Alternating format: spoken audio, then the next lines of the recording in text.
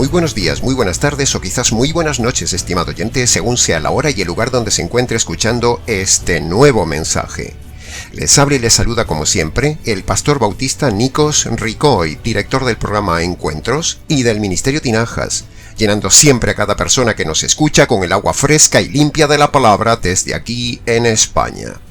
Muy bienvenidos y muchas gracias por estar ahí atentos una vez más al nuevo mensaje de hoy de nuestro programa Encuentros.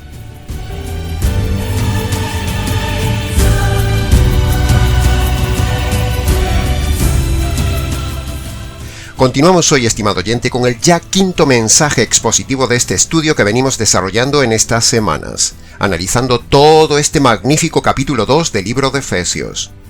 Le invitamos a que repase los mensajes anteriores y venga con nosotros en este viaje a través de este capítulo.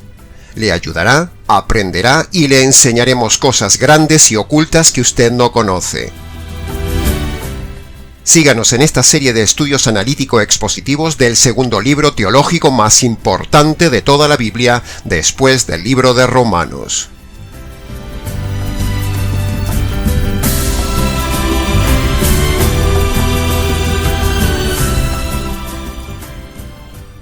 Analizaremos hoy 3 nuevos versículos de forma expositiva, el versículo 8, 9 y 10 de Efesios capítulo 2. Así que póngase cómodo, estimado oyente, preste atención a cada frase que diremos hoy y si necesita escuchar nuevamente el vídeo por alguna idea no comprendida, por favor hágalo.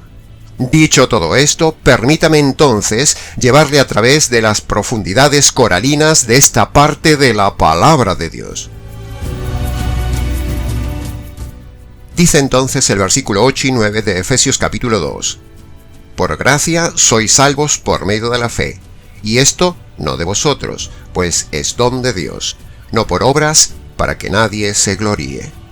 Para ir directamente al grano de la enseñanza, debemos decir que estos famosos versículos nos enseñarán 4 puntos y 4 temas.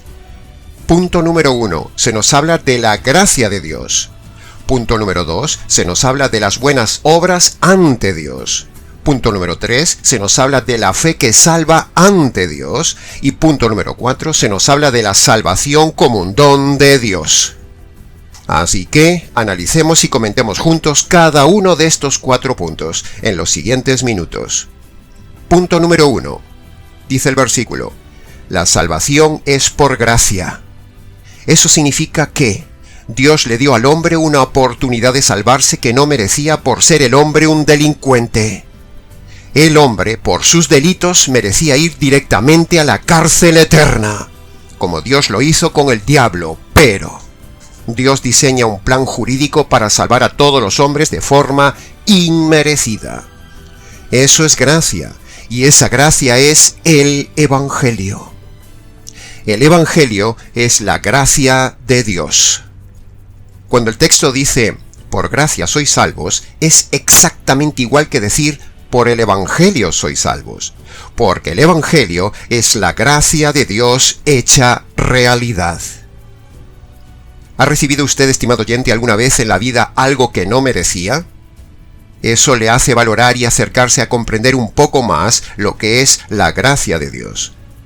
Gracia y amor, estimado oyente, son exactamente la misma cosa, pero dicho de forma diferente. La gracia de Dios es una decisión. El amor de Dios es una decisión. El Evangelio fue la gran decisión donde confluyen la gracia y el amor de Dios. Y esa preciosa gracia fue decidida por los 3 personajes divinos en el Consejo Eterno, donde allí el Trino Dios, en deliberación consensuada, predestina salvar a todo el mundo por gracia. Y también en ese consejo se predestina la cárcel eterna para todos los diablos por pura decisión divina. Todo en Dios son decisiones, estimado oyente. Así que mire lo que hemos recibido, mire qué suerte hemos tenido, mire qué gracia más preciosa hemos recibido. ¡Ay de aquel que rechace esta predestinación de Dios! Es decir, que rechace ser salvado por esta gracia, por medio de la fe, por medio del Evangelio. El Evangelio es la gracia de Dios. Dice Pedro en Hechos capítulo 2, versículo 23, hablando de Jesús.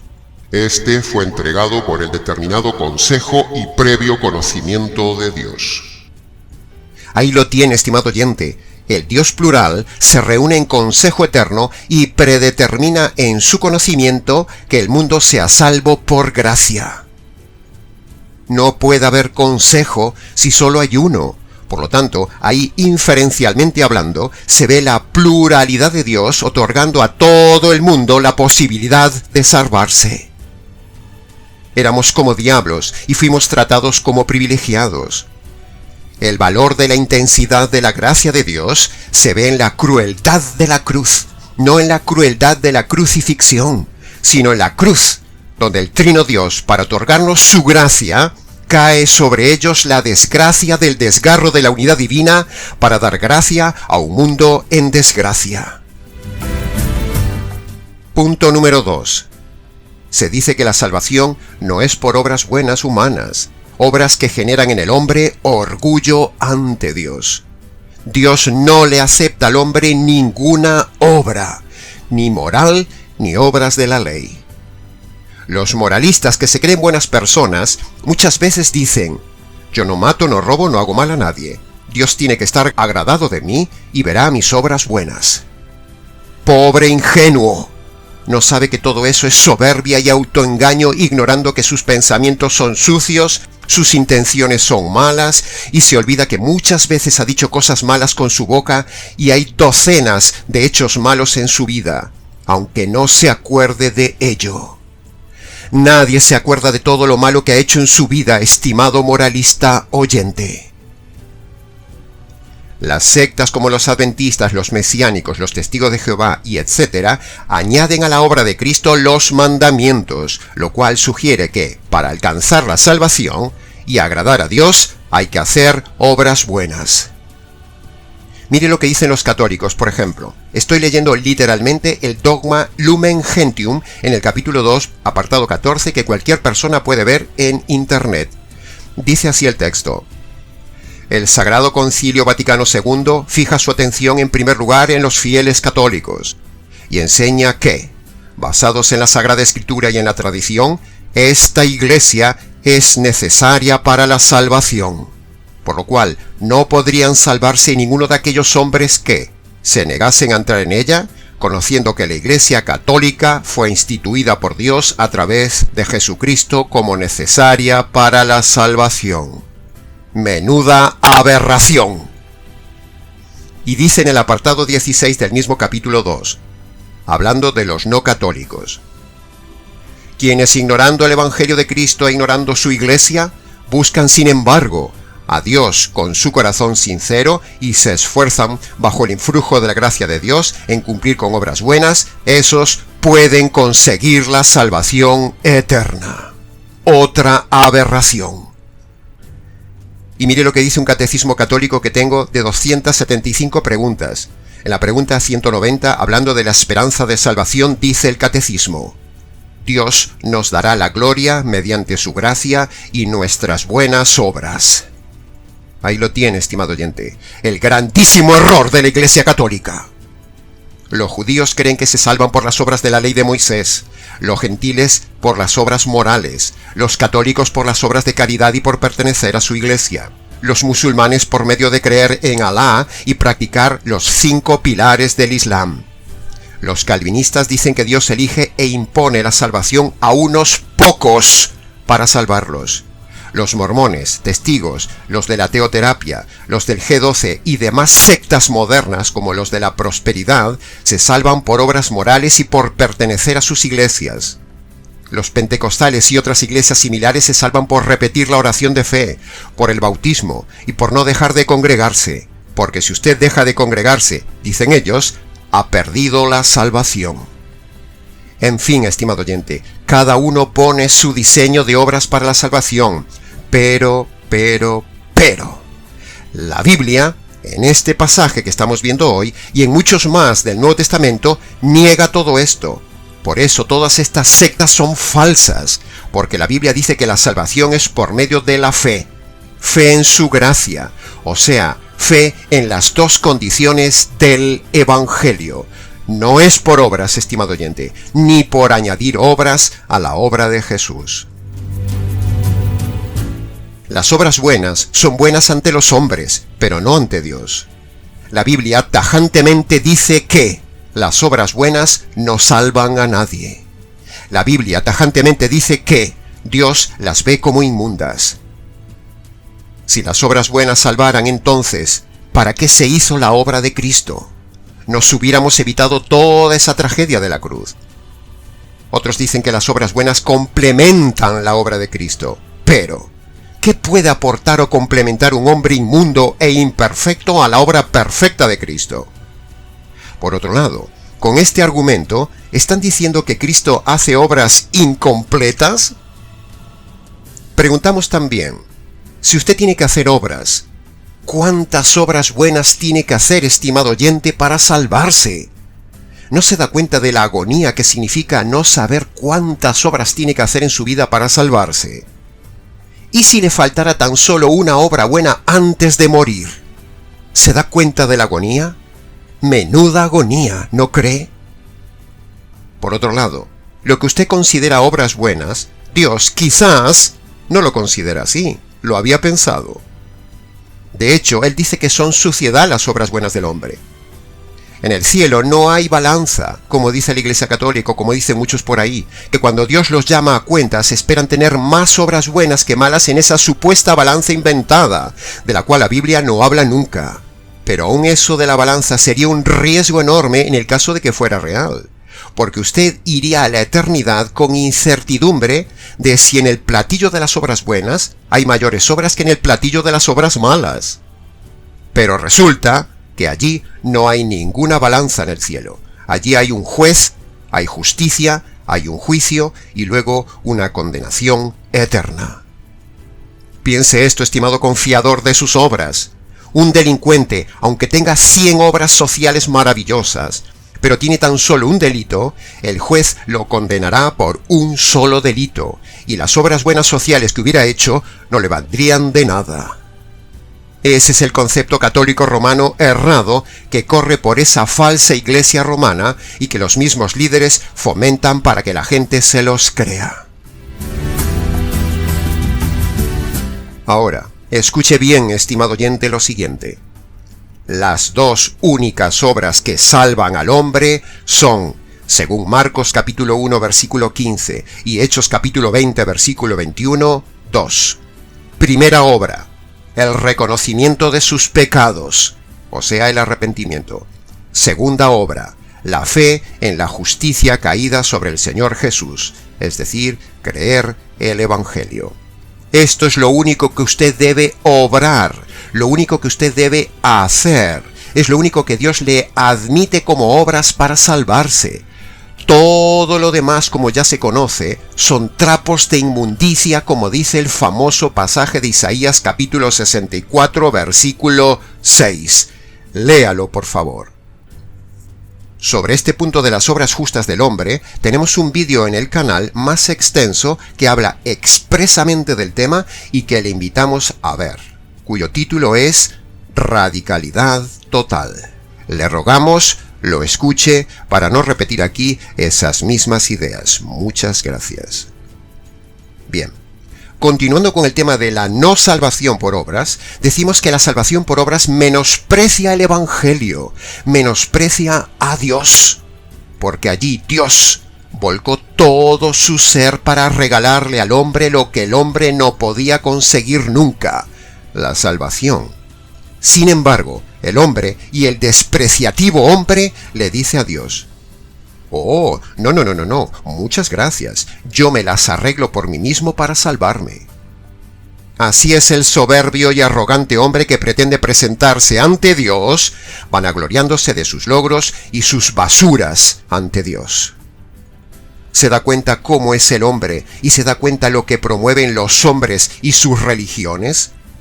¿Se da cuenta de la que le va a caer el día del juicio a esos líderes que promueven la salvación por obras? ¿Sabe la que le espera, señor sacerdote, el día del juicio por promover la salvación por obras? ¿Sabe la que le espera, pastor falso adventista, por añadir sus obras a la obra de Cristo? ¿Sabe la que le espera, señor pastor o pastora, defensores de la oración del pecador, de la mentira del pase al frente y la mentira de repite una oración y acepte a Jesús en el corazón? ¿Sabe la que le espera?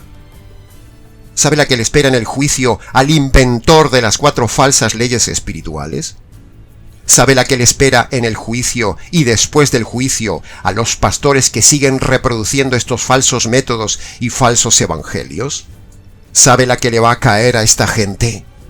Les va a caer nada más ni nada menos que la ira y la justicia divina por mentirosos y engañadores, y escucharán la voz del Hijo de Dios diciendo: Ciegos, guía de ciegos, apártense de mí, malditos, al fuego eterno, preparado para el diablo y sus ángeles. Todo aquello que ofenda, complemente o sea añadido a la obra de la cruz, recibirá en sí el castigo que un día cayó en la cruz. Se lo merecen por gloriarse en sus obras y no gloriarse en la bendita obra de la cruz, o sea, el Evangelio. Por eso estamos aquí, estimado oyente, como voz que clama en el desierto, para decirle que deje la arrogancia de pretender salvarse por sus obras y que abandone esos pastores y abandone esas iglesias falsas, y por el contrario, aunque tenga que quedarse solo sin congregación, salve su alma apropiándose de las 2 condiciones del Evangelio jurídico, que es lo que sí le salva. Congregarse no salva. Las buenas obras no salvan, la religión no salva, pertenecer a una iglesia no salva, bautizarse no salva, diezmar no salva. Lo que salva es el Evangelio.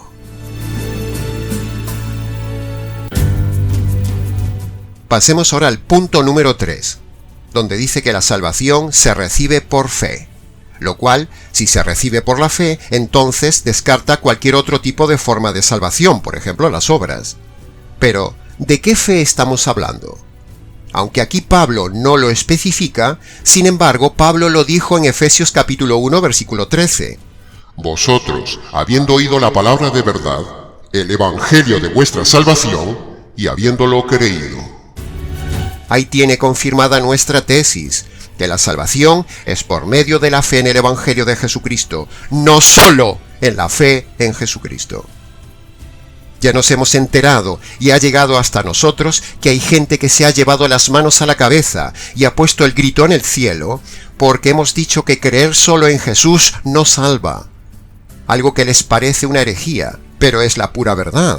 El problema no es lo que decimos aquí, el problema es la supina ignorancia de esos críticos, teólogos o lexicólogos o pastorólogos.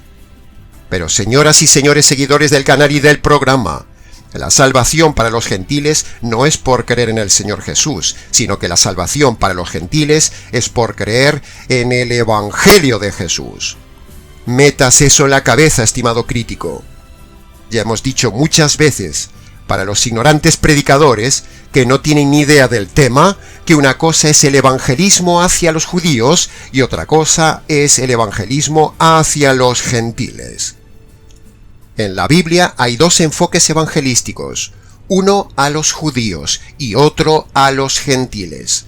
Son diferentes. Y los pastores errados no se acaban de enterar de esto, y entonces aplican el enfoque judío con versículos que son para los judíos, aplicándolo a los gentiles. Por eso la gente no se salva. Nuestra audiencia es mayormente gentil, así que le predicamos el enfoque gentil, el enfoque bíblico y el enfoque jurídico.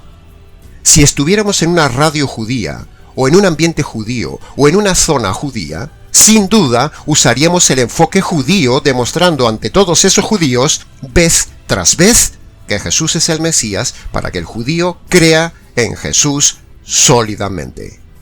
Pero no estamos en un ambiente judío, sino en medio de un continente netamente gentil. Así que, esos ignorantes que nos critican, sepan que seguiremos predicando que los gentiles no se salvan por creer solo en Jesús, se salvan por creer en el Evangelio de Jesús. Miren lo que dice Pablo en Efesios capítulo 3, versículo 6, confirmando todo esto que decimos. Los gentiles son coherederos y miembros del mismo cuerpo de Cristo y copartícipes de la promesa en Cristo Jesús por medio del Evangelio. ¿Ha oído bien, señor crítico del Ministerio Tinajas? Pero por si acaso no ha oído bien nuestra tesis, le voy a dar otros pasajes más del libro de Efesios. Por ejemplo, en Efesios capítulo 3, versículo 8, que dice: Me fue dada esta gracia de anunciar a los gentiles el Evangelio de Cristo. Y mire cómo termina Pablo, el apóstol de los gentiles, su carta a los Efesios, allí en Efesios capítulo 6, versículo 19. Al abrir mi boca, quiero que me sea dada palabra correcta para dar a conocer con denuedo el misterio del Evangelio a los gentiles. En cambio, mire lo que dice Pablo en Hechos capítulo 9, versículo 22, referente a los judíos. Pablo se esforzaba y confundía a los judíos, demostrándoles que Jesús era el Mesías. Y en Hechos capítulo 18, versículo 28, hablando de Apolo, dice: con gran vehemencia refutaba públicamente a los judíos, demostrando por las Escrituras que Jesús era el Mesías. Ahí lo tiene, estimado oyente. Ahí tiene nuestra tesis claramente, que la salvación para los judíos es por medio de la fe en el Mesías, y para los gentiles la salvación es por medio de la fe en el Evangelio del Mesías. Irrefutable.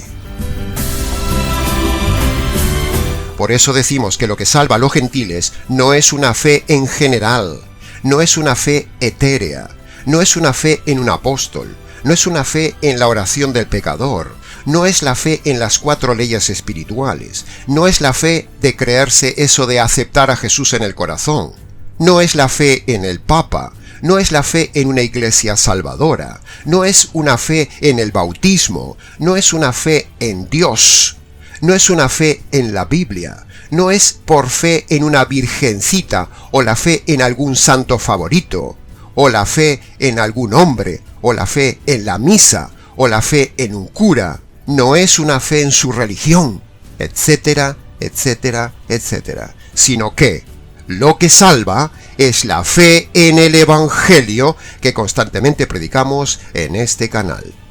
Así que, dicho esto, escuche bien, estimado gentil, escuche brevemente la verdadera fe que le salva, escuche lo que usted tiene que creer.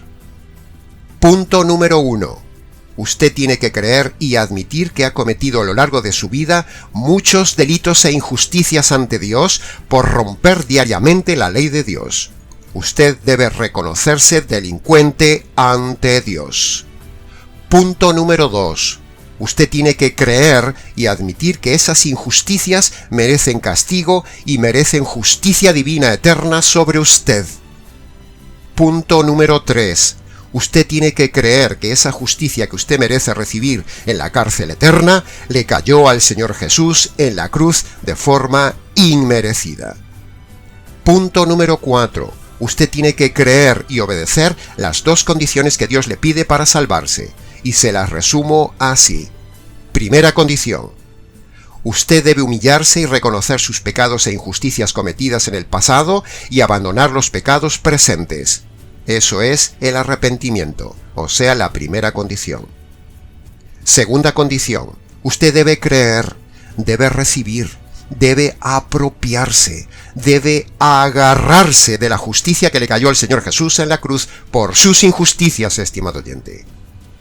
Y punto número 5, cuando usted cree todos estos puntos que hemos dicho en ese orden, y obedece usted esas 2 obras, esas 2 condiciones que pone Jesús en Marcos capítulo 1, versículo 15, entonces, esta sí es la fe verdadera que lo salva, estimado oyente gentil. Esto es lo que Pablo dice ahí en el verso 8, por medio de la fe. Ahora usted ya conoce la verdadera fe respecto de la falsa fe o de la fe generalista e insustancial religiosa. Por lo tanto, salga de esas religiones, salga de la fe falsa y agárrese de la verdadera fe. Y decimos esto porque la doctrina calvinista reformada enseña, primero, que la fe es don de Dios exclusivamente para algunos elegidos. Y segundo, enseña que la salvación es algo impositivo para unos pocos elegidos. Pero ambas cosas son falsas. Dos errores muy graves en la soteriología calvinista que denunciamos públicamente desde este canal. En cambio, nosotros decimos que la fe es un don universal y la salvación es un don solo para el hombre que lo recibe libremente. El arrepentimiento, la fe y la salvación son dones de Dios, pero el arrepentimiento y la fe son dones innatos y la salvación es un don elegible. El hombre no puede elegir el arrepentimiento y la fe, pero sí puede elegir la salvación. En resumen de este punto número 3, la salvación para los gentiles es elegida libremente por medio de la fe en el Evangelio. El que lo crea se salvará, y el que no lo crea se condenará, dice Marcos capítulo 16, que conste en acta. Pasemos ahora al análisis del punto número 4. La salvación es diseño y regalo de Dios, no del hombre. Por eso dice, es don de Dios. ¿Se ha puesto a pensar, estimada audiencia, qué maravilloso es que el juez diseñe, regale y ofrezca al hombre delincuente un regalo de dimensiones y magnitudes eternas? ¿Se ha puesto a pensar? Es simplemente para caer de rodillas y no decir nada más, porque las palabras sobran ante esta tremenda frase del verso 8. Es don de Dios. Ahora, que la salvación sea diseño de Dios no anula que recibir esa salvación sea decisión humana. Repito, que la salvación sea diseño y don de Dios no anula que recibir esa salvación sea decisión humana. Imagínense un artista que diseña una obra de arte, pero al fin son las personas que ven esa obra las que deciden libremente si adquieren o no esa obra de arte. De la misma manera, estimado oyente, sucede con el diseñador del universo. El Señor diseña esta obra magnífica de la salvación, que es el Evangelio, y el hombre libremente la adquiere si decide recibirla. Es pura lógica. Los que nos conocen saben que somos en este ministerio totalmente anticalvinistas. Por eso decimos todo esto. Aunque bueno, en verdad le digo, estimado oyente, que no solo somos anticalvinistas, somos también anticatólicos, antipentecostales, antimesiánicos, anti-G12, anti-iglesias de la prosperidad, antimarianos, antimormones, antiadventistas, antipastoras, antirreligiones, antipsicología, antinegocio religioso. Somos antiapóstoles modernos, antiprofetas, antioración de fe, etcétera, etcétera. Pero somos pro-paulinos, pro-evangelio, pro-radicales, pro-neotestamentarios, pro-pureza bíblica doctrinal, pro-exégesis correcta, pro-estudio de la Biblia, pro-hermenéutica, pro-defensa de la verdad. En este ministerio creemos radicalmente que cada individuo elige su destino eterno de acuerdo a si recibe el llamado de Dios o si lo rechaza. La salvación depende del hombre, aunque la salvación en sí haya sido totalmente diseñada, decidida, ofrecida y presentada providencialmente por Dios al hombre. El hombre no está totalmente estropeado al nivel máximo a tal punto que no pueda entender ni decidir ni hacer algo bueno. No. El hombre está depravado, pero no totalmente depravado. Y ese margen de no depravación es el margen que le permite aún decidir salvarse o no salvarse, recibir o no recibir el don de Dios. Depende de usted. Para defender todo esto, veamos lo que dice Jesús en Juan capítulo 5, versículo 6. ¿Quieres ser sano? Es decir, ahí Jesús le está dando la oportunidad de elegir al hombre. Es como si Dios dijera: He diseñado esto para ti. ¿Quieres recibirlo? Y entonces el hombre se justifica y ofende a Dios diciendo: Oh, no, yo te lo pago. Y Dios le dice, pero si no puedes pagarlo, primero me ofendes al querer pagarlo, porque es un don, y un don no se paga. Y segundo, porque es imposible que lo puedas pagar. Y el hombre en su ceguera y arrogancia le responde a Dios, bueno, sí, pero voy a esforzarme toda la vida cuanto pueda para pagártelo. Entonces Dios le dice, ¿no te das cuenta, hombre ciego y necio, que no puedes pagarlo? Precisamente por querer pagarme lo que no puedes y ofenderme con tus sucias obras, serás enviado a la cárcel eterna. ¿Se da cuenta de la necedad del hombre, estimado oyente? Así es el hombre, así es la religión. Fomenta el pago de un don impagable. Ay de aquellos que no reciben este don, y hay de aquellos que ofenden a Dios añadiendo o enseñando que hay que añadir algo suyo a este don de Dios. La salvación no se consigue, la salvación se recibe. Reciba hoy, estimado oyente, este regalo inmerecido, este don de Dios. Así que, le invitamos, vaya a su habitación, se lo ruego, cierre la puerta, póngase de rodillas y descálcese en señal de reverencia por haber ofendido a Dios toda su vida. Y ahí obedezca las dos condiciones que pone el Señor Jesús. Primero, en sus palabras, reconozca sus pecados pasados, estimado oyente. Segundo, abandone sus pecados presentes. Esto sería el arrepentimiento, que es la primera condición. Segundo, agárrese, apropiese, reciba esa justicia que le cayó al Señor Jesús en la cruz por sus injusticias, estimado oyente. Échese encima esa justicia para que Dios lo vea justo. Y antes de levantarse de esas rodillas, dele gracias al Señor por su salvación, dele gracias por esta providencia y dele gracias por conocer el verdadero Evangelio. Luego, si quiere, venga y cuéntenoslo. Pasemos ahora al análisis y comentario del verso 10, que dice: somos hechura suya, creados en Cristo Jesús para hacer obras buenas, las cuales Dios ya preparó de antemano para que anduviésemos en ellas. En el verso 10 tenemos también otras tres ideas que analizaremos brevemente. Primero, veremos que Cristo es el Creador. Segundo, veremos que las obras buenas son para hacerlas, pero una vez la persona ya haya sido salva. Y en tercer lugar, veremos cómo Dios le prepara al convertido las obras buenas para que las haga. Meditemos entonces un momento de forma breve en estas tres últimas ideas del mensaje de hoy.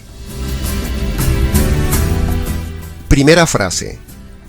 Cuando el verso 10 dice creados en Cristo Jesús, se refiere a que fuimos hechos en su diseño, en su autoridad, en su originalidad, en su poder, en su ingenio. O dicho en otras palabras, fuimos creados por Él. Esta misma idea paralela la vemos aún más intensamente en Colosenses capítulo 1, versículo 16. Mírelo allí.